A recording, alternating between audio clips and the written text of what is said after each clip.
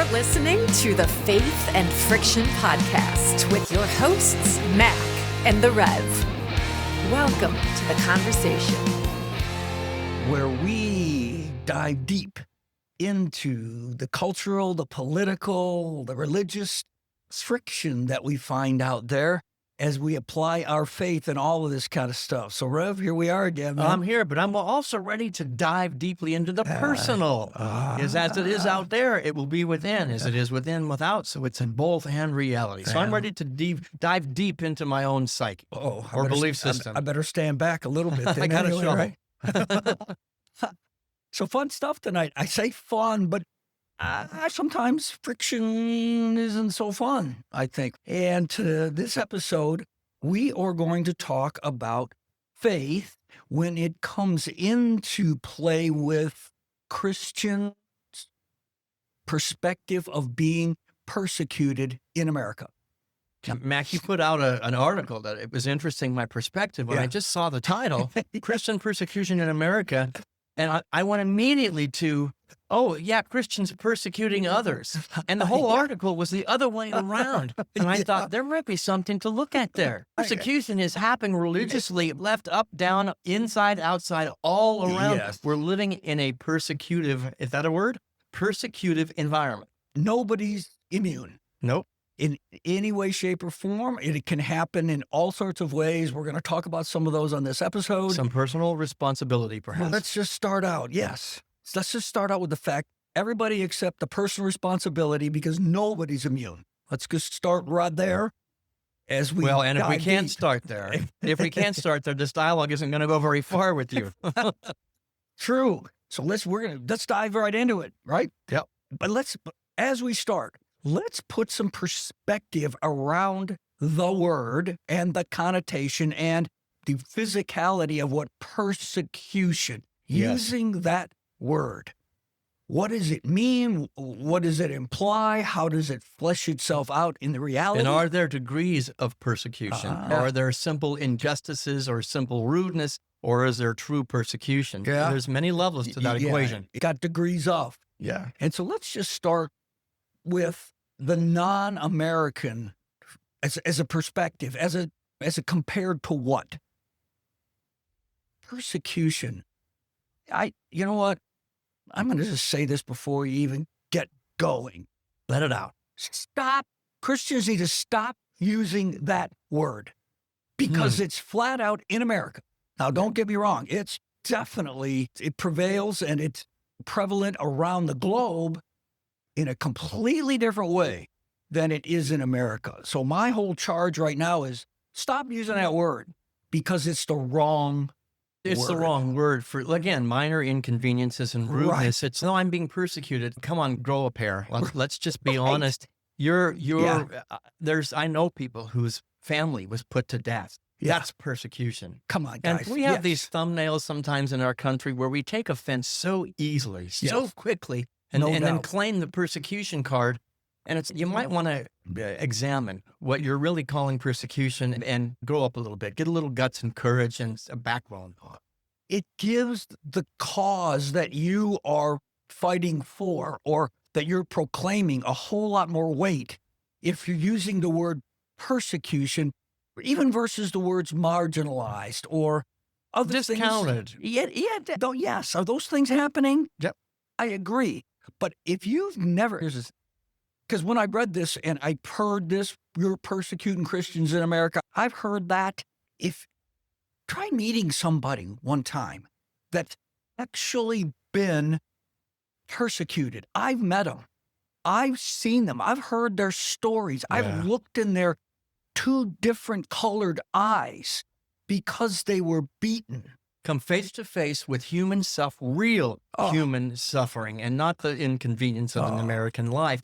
Yes, it hurts, but there's different levels to that. I've come face to face with suffering and pain that is beyond anything I've ever experienced. Well, let's put it in perspective. That's right. Let's just start this whole conversation out by putting it in perspective. This is where I'm going to be coming from.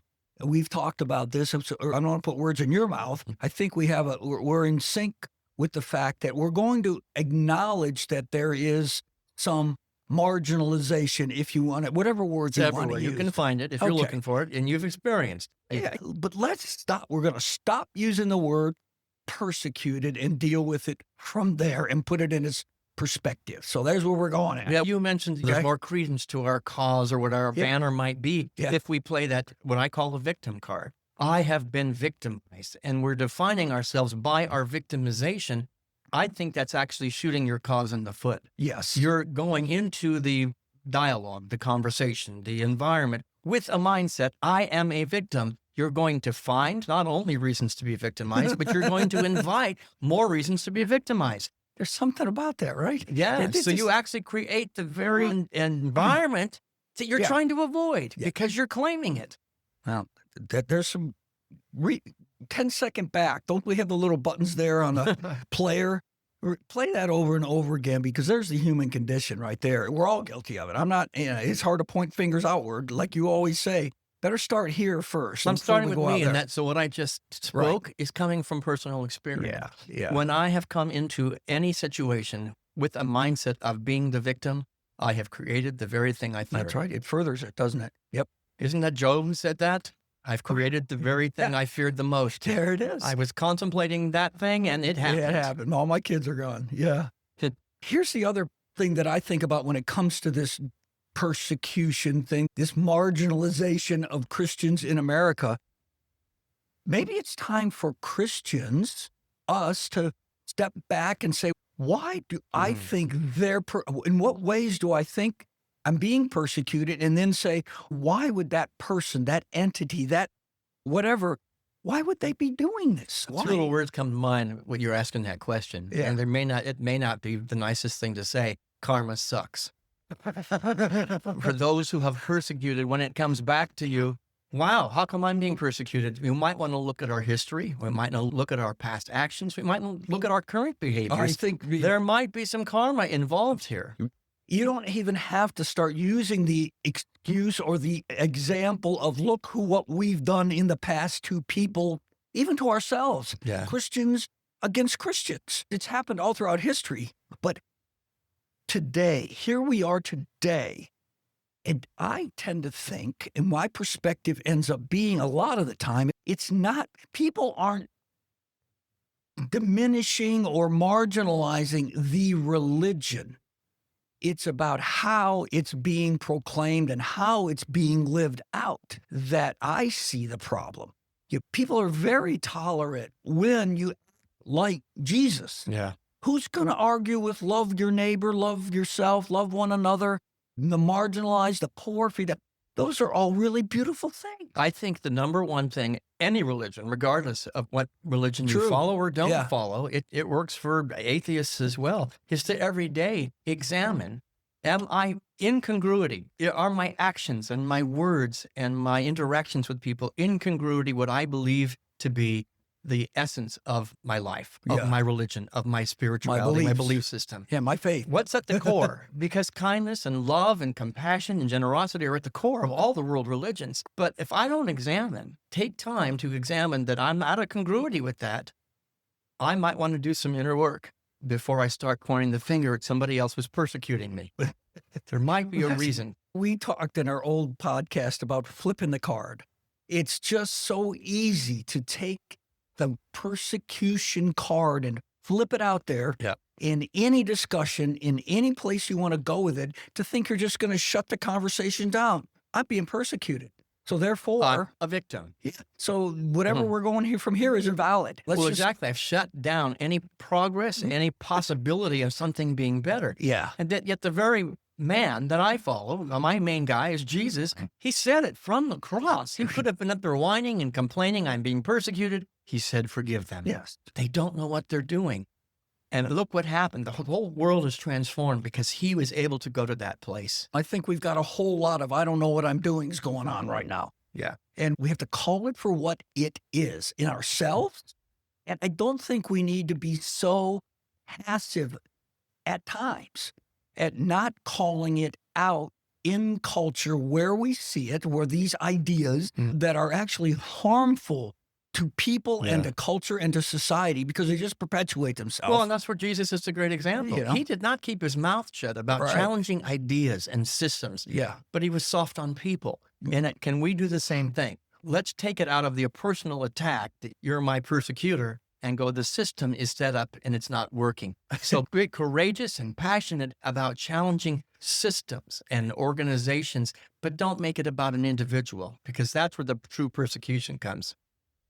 You just made a statement there that I think if we don't come to this realization that it ain't working, it's just not working.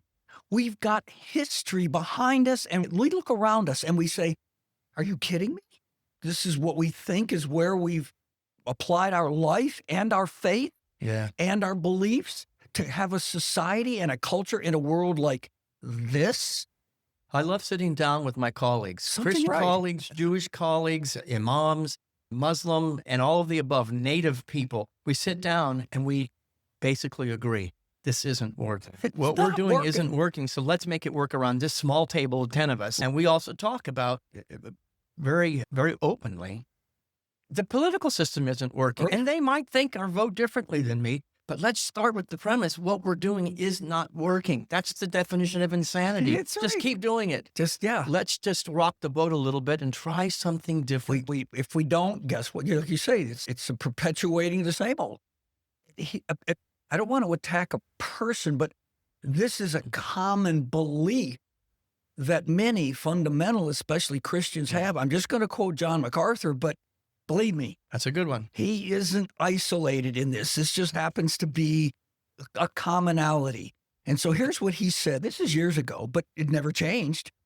Many Christians shy away from stating unequivocally that the Bible is truth and that all other religious systems and worldviews, we're going to take it even one step further, and worldviews are false. Now, you can believe that is true if that's what you believe, but don't think for a second that when you proclaim that truth that you believe, that we aren't going to have friction. You're inviting friction. It in itself, that statement, is indicative of a persecution that has happened that's now coming back. Karma is coming back to bite you in the butt. Yes. And I have met very few Christians. I actually really celebrate and shine a light on my Christians who are not afraid to share their faith. Yes. And to do it openly and honestly in love. I'm okay with that. Yeah. But I did it throughout for years. history, it has been shoved down the throat of people to be made wrong, to be made evil, to be made less than. And so the pendulum's coming back to the other side. There are times people are going to emphatically and loudly push back against that idea. You don't need to be afraid of it. How do we, on either side of that equation, come to a more compassionate place? Let's share ideas. Yes. I don't know. Sometimes I can do that, and sometimes I cannot. I agree, because I get a little bent around the axle sometimes when this goes to a place that Rob Bell is great at this. He'll start with a premise, and then he'll say, if that's true, then let's go to the next thing. That propagates. Then if that's true, and you follow it all the way down, and then you get to the end, whatever the end is, and you shake your head and you go, wait a minute, I started here. How can I end up down here? That doesn't make sense. And at the same time, if this stuff continues to get propagated, these ideas continue to be propagated, there's going to be not only pushback, but there's going to be hot friction. There's consequences. It's a domino effect. I like the words. Good. And again, I always appreciate you, Matt, because you're willing to step into the fire to call out a system or an idea that is going to have effects down the road. Yeah. And that's not easy. But are we letting fear of the friction drive the boat, or are we letting the truth emerge between us, that there might be a greater truth than what you said or what I even believe? I like the phrase that a friend of mine speaks all the time. Some people think, not this is the truth, no, this is the truth, no, this is the truth. Some people think this. Can we explore, put it under the center of the table and explore that idea? That's a great approach, man. We talked about just the word maybe.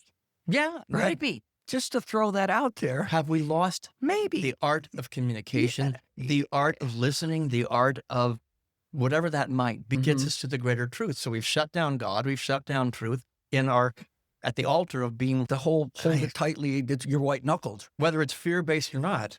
What happens so often is, and I didn't think this, believe me, for years and years, I never would even go to this place that said, can you even consider that for all the good, and I certainly acknowledge all the good that Christianity, Tons of it. throughout the ages has done, of course, you can't diminish that, but understand as well, and nobody likes to go here, think about all the harm that adopting certain tenets of the Christian faith has done to the world, has done to people, has done even currently, that it has a negative effect. And people typically will not go there. It's all rainbows and unicorns. The myopic view of Christianity or Islam or any of the world religions is I'm only looking at the sweet stuff, the good stuff, the happy stuff, and not looking at the history, which if you don't, you're an imbalanced system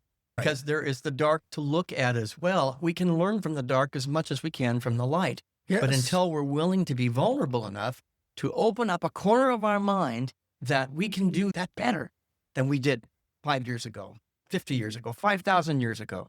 I believe that honors Jesus, Muhammad, Abraham, all of the great Moses, all of those great prophets can be honored because there's growth, there's forward movement. But if we've lost the ability to be vulnerable enough to go, we've made some mistakes. And I look at that as our country. And I'm going to own a political statement that might be irritating.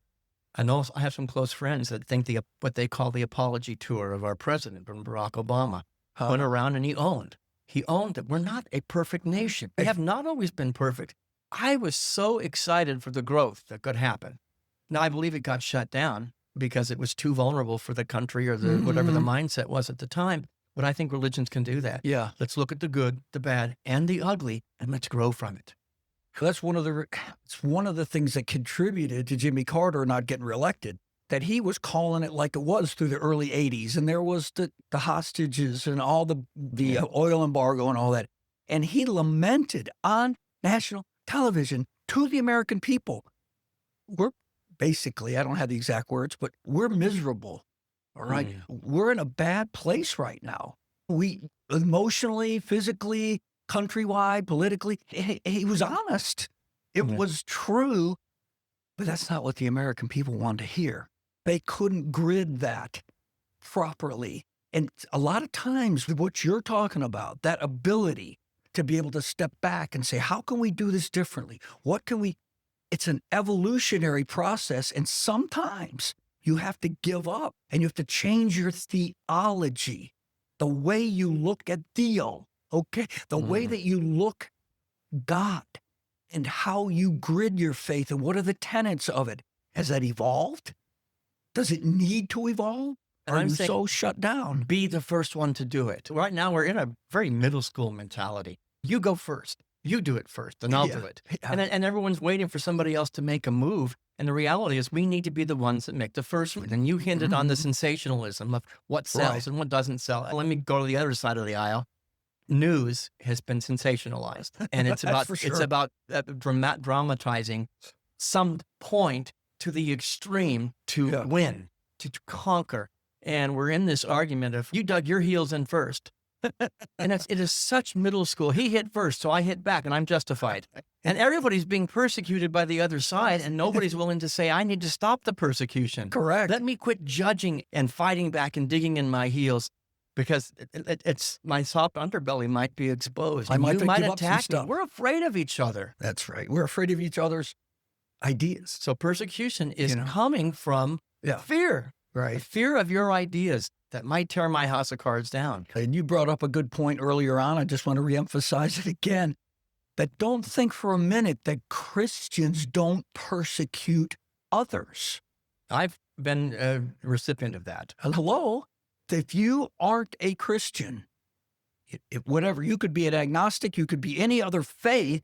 I had somebody tell me one time, Rev, as we were discussing the Bible and we were talking about some different things and the truth of the Bible and talking about a Hindu. And I remember they commented to me and said, "What are you listening to that for?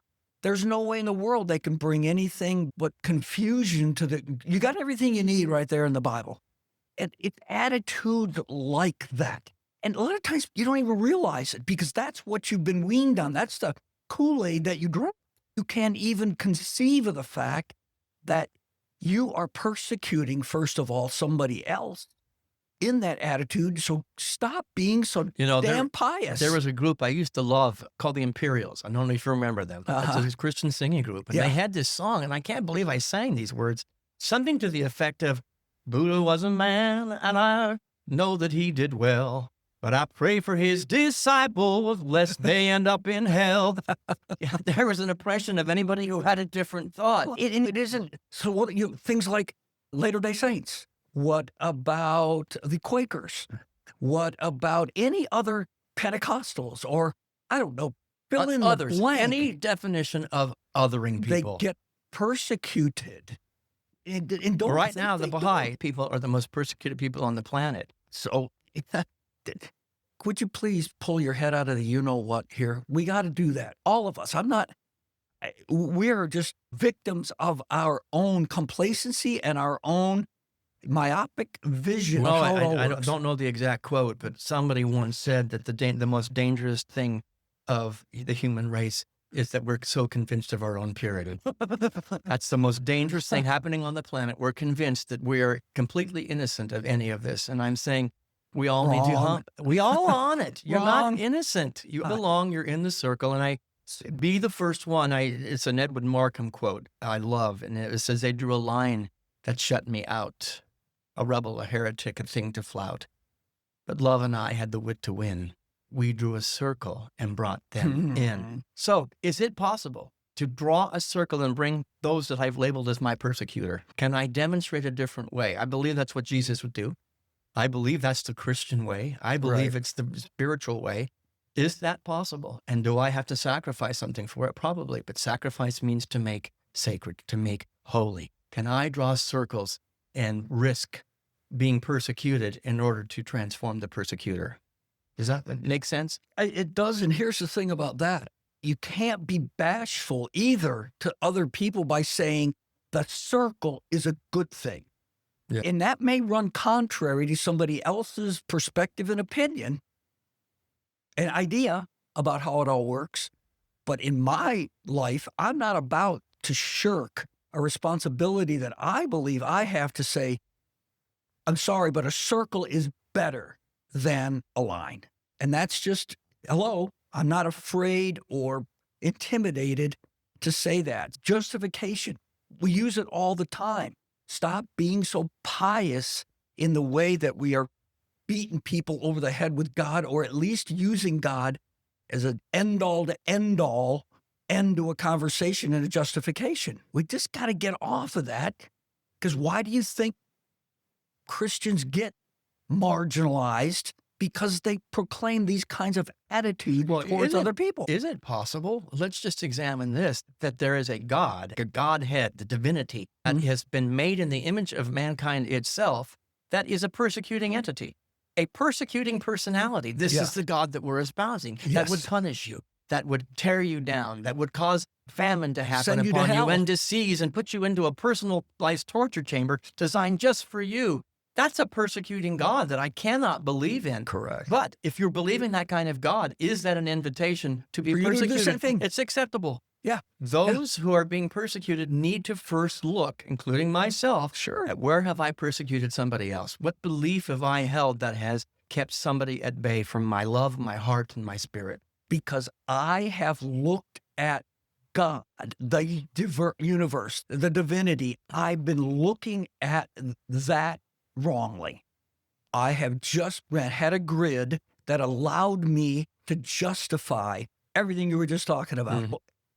You're going to have to give up some of your worldview at some point that helps make it better. Well, this is what Jesus did when he came to the planet. Yeah. Here we are at the time of his birth doing this podcast. Yes. And he said, yeah, we believed in this kind of God, this punishing awful, and God is a God of love. It was a different message. Now, Yes. Paul went back a little bit and took it a whole different direction. That's another podcast. But the reality is the Christ of us is called to be the first one to step in, to walk into Jerusalem and create a new Jerusalem. Okay. Yes. And one of the things Jesus was really good at as well, he would call out not just the irony, but how people they would do the very thing that they're railing against. Yeah. That other people in this country, let's forget about Christians and faith-based stuff. Let's talk about people with lifestyle, people with color, people with, have we forgotten? Women. Women. Oh my gosh. Still happening. You realize what we're talking now, much more significant in most cases. It's hard to make the blanket statement, but think about all the other people in America that Christians are marginalizing and or, quote, persecuting. You ever think about that? Yeah. Left, it's in the news every day. To get so high and mighty, again, let me back up. I'm not implying or saying that there aren't some instances out there where the Christian faith, people with that faith haven't been marginalized or treated unfairly or whatever it might be. I'm not saying that at all because it's true. Again, which went back, stop using the word persecution and then look like you say internally to go, wait a minute, if I think that's happening to me, gee, what might I be doing? Going the other way. You're great at that. It's important to recognize, and I have friends who did this, who grew up in a very Christian, beautiful, loving environment and sheltered, if you will, a life of Christian privilege, because our society was set up for privilege for the Christians, not the others. And then they get out into the real world and somebody just says, here's what I think. And then they call it persecution. Their naivete says, no, that's not the truth. But in my little bubble, it wasn't the truth. So we have to get out of our bubbles. But you talked about Jesus confronting things. And he said, you hypocrites. But I wanted to look at the etymology of hypocrite. It just means a stage player.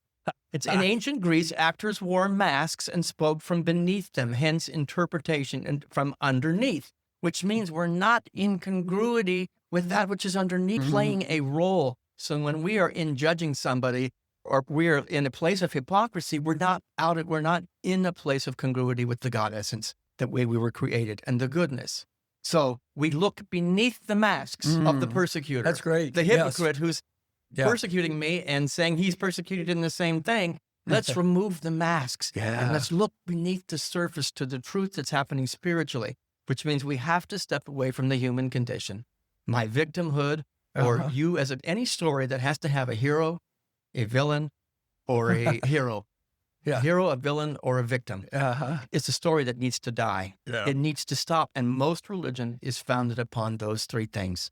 Wow. I am a villain, a victor, and a hero. That needs to die, or religion is going to die, as we know. There's the story we tell ourselves right there. We talk about that all the time. That's lived experience. I'm going to own it for myself. Sure. I've lived that. When I gave up my victim standards, or somebody calling me the villain, I don't play that anymore. Everything began to change. Wow. My life became fuller and richer, and I believe the same is true for Christianity, I think for all the world religions. I think that's a principle. That's a universal principle that just says those can be the result of attitudes like that are open, that are willing. And you got to stop any kind of idea that as I suffer, I welcome it because now I'm godly. I'm self-righteous. There's something about suffering for God that you were talking about karma, right? You were talking about karma earlier. If I go out there with this martyrish kind of mentality, this pious mentality, then number one, I'm going to be persecuted so that I can say I was persecuted, so that I can say I'm godly. Yeah. That's it's a loop that you go through that needs to be broken. But if I define myself by being persecuted, by suffering, I will just invite more of the same. And I'll say it must be God's will that I suffer. God's will is, for one thing, I have come that you might have life and have it abundantly. I have come that my joy might be in you. This is what Jesus said. I want some of that, man. And we need to look at what we're inviting because it's not God's will. Yes. We've used the suffering as a means of getting our needs met because they didn't get met another way. I knew that firsthand. When I played a victim card, I got my needs met that my family didn't meet. I got the societal, oh, poor Richard. I got the love I was looking for. And I think it's just a roundabout way to get love. And I think there's a better way to do it. I would agree. This very much. And I want to be the first one to lead the charge. That's the first follower, right? That's the leader in the charge. We got to start.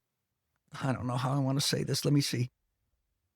Nowadays, we want to use the faith, the Christian faith and the beliefs and how first of all, we're a Christian nation on top of that.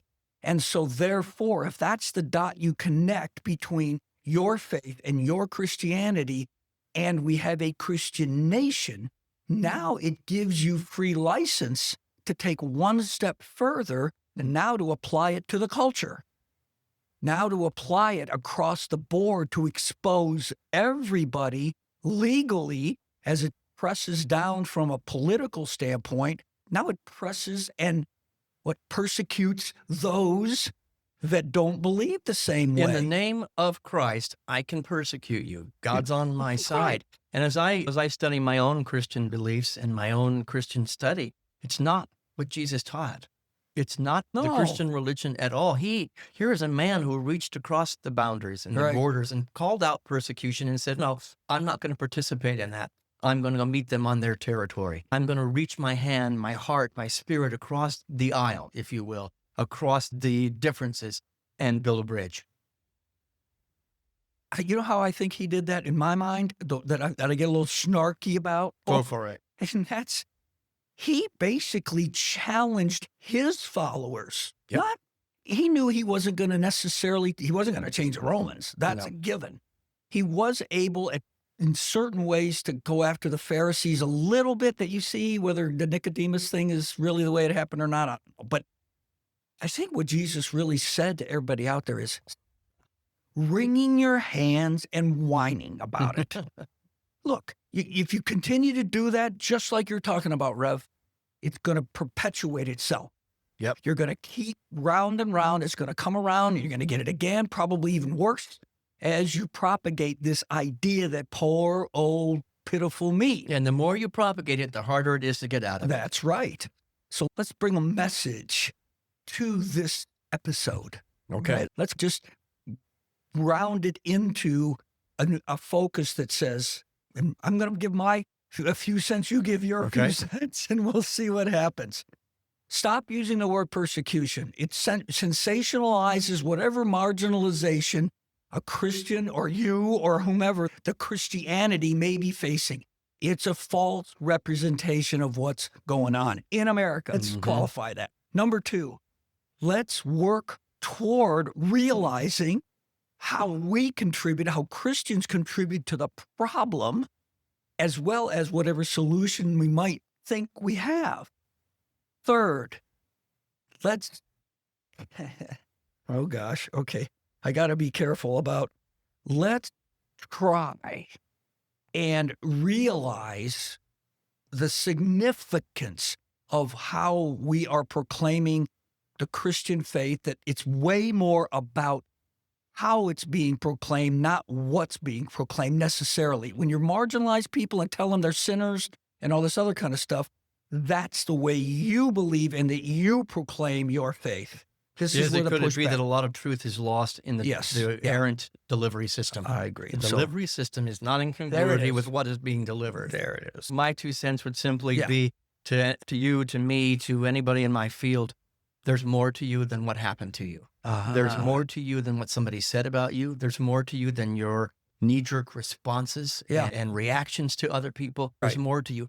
Our job is to find that more, to look for that more, to cultivate and nurture that more within you so that you have the capability to wrap your arms in a circle and not just bring up a weapon and draw the line. That's worth more than 2 cents. Okay, I'll make it 4. All right, I'll acknowledge that. Great conversation. I think this is one of those real big friction points out there right now that perpetuates into greater and greater issues and problems that we always have to try to sort out on top of everything else. So, well, thanks Mother for Teresa bringing. said that clearly. If we have forgotten that we belong to each other. There we go. I belong to you, brother. Amen. Thank you much, man. What a great episode. So we will come back and do it again next week. We'll dive deep again, huh? Sounds good. Thanks a I'll get bunch. a bigger shovel. Take care.